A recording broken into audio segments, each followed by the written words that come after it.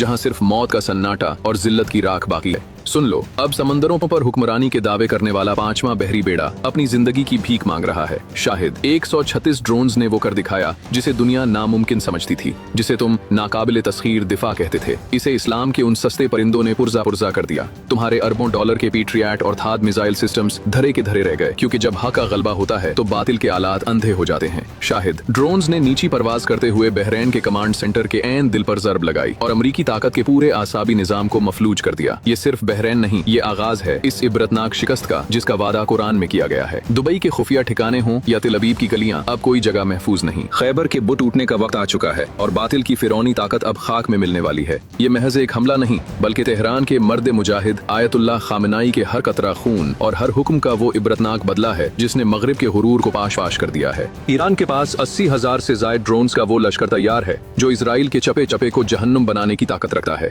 तुम्हारा नाम निहाद आयरन डोम अब छिलनी हो चुका है। याद रखो, अब मिसाइलों की बारिश होगी और तुम्हारे ठिकाने अब तुम्हारे मक्तल साबित होंगे।